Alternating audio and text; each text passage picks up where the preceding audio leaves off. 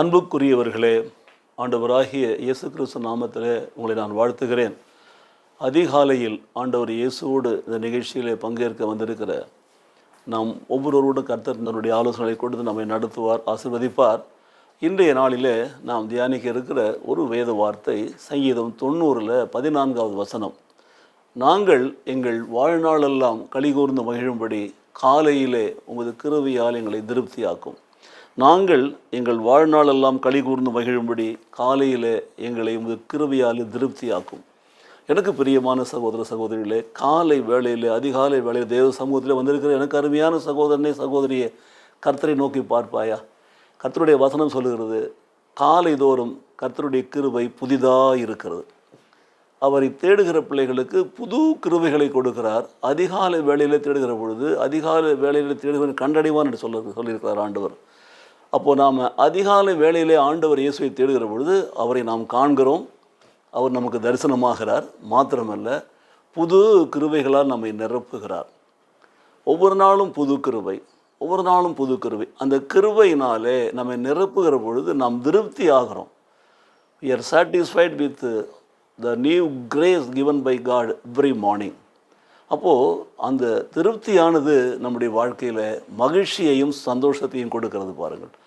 அதனால தான் சங்கீதக்காரன் சொல்கிறான், நாங்கள் எங்கள் வாழ்நாளெல்லாம் களிகூர்ந்து மகிழும்படி, களிகூர்ந்து மகிழ்ச்சியோடு கூட வாழும் நாளெல்லாம் ஒவ்வொரு நாளும் களிப்பும் சந்தோஷமும் சமாதானமும் நாங்கள் பெற்று வாழ கர்த்தாவே இந்த காலை வேளையில் எங்களை உம்முடைய புது கிருபையால் நிரப்புவீராக, திருப்தி ஆக்குவீராக என்று நாம் தேவ சமூகத்தை நாடி ஜெபிக்கிற பொழுது அவர் புது கிருபையால் நம்மை நிரப்புவதோடு மாத்திரமில்லாமல் நாம் வாழும் நாளெல்லாம் மகிழ்ச்சியோடு சந்தோஷத்தோடு சமாதானத்தோடு வாழ நம்மை நடத்துவார்.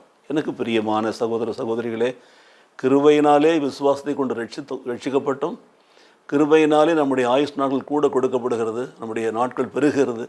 அந்த கிருபையை ஒவ்வொரு நாளும் புதிதாய் கொடுத்து நாம் வாழும் நாளெல்லாம் கர்த்தருக்குள் சந்தோஷமாக, கர்த்தருக்குள் மகிழ்ச்சியாக வாழ கர்த்தர் நம்மை ஆசீர்வதிக்கிறார். இப்படிப்பட்டதான ஆசீர்வாதம் உங்களுக்கு வேண்டுமா? எனக்கு அருமையான சகோதரனே சகோதரியே, காலை வேளையிலே கர்த்தருடைய புது கிருபையை நோக்கி நீ பார். புது கிருபையால் நிரப்பும் என்று சொல்லி தேவனிடத்தில் ஜெபி. அப்பொழுது அவர் நிரப்பி உன்னை திருப்தியாக்குவோடு மாத்திரமில்லாமல், உன்னை நன்மைகளால் நிரப்புவதோடு மாத்திரமில்லாமல் சந்தோஷத்தை சமாதானத்தை கொடுத்து உன்னை மகிழ்ச்சியோடு கூட வாழ அவர் நடத்துவார். அந்த ஆசீர்வாதத்தை பெற்றுக்கொள்ளும்படி நாம் தேவ சமூகத்திலே தாழ்த்தி ஜெபிப்போமா? எங்களை நேசிக்கிற நல்ல பிதாவே, சங்கீதக்காரனோடு கூட சேர்ந்து நாங்கள் ஜெபிக்கிறோம் சுவாமி. நாங்கள் எங்கள் வாழ்நாளெல்லாம் களிகூர்ந்து மகிழும்படி இந்த நாளிலே, இந்த காலை வேளையில் எங்கள் ஒவ்வொருவரையும் உடைய புது கிருபையால் திருப்தியாக்குவீராக, திருப்தியாக்கி நடத்துவீராக. நாங்கள் உம்முடைய பிள்ளைகள் சுவாமி. உம்மை நோக்கி பார்க்கிறதுனாலே நாங்கள் விட்டப்பட்டு போகாதபடிக்கு கிருபை நிறைந்த அந்த வார்த்தைகளால் எங்களை நிரப்பி பலப்படுத்தி நன்மையும் கிருபையும் தொடரும்படி எங்களை ஆசீர்வதிக்க வேண்டும் என்று நாங்கள் ஜெபிக்கிறோம்.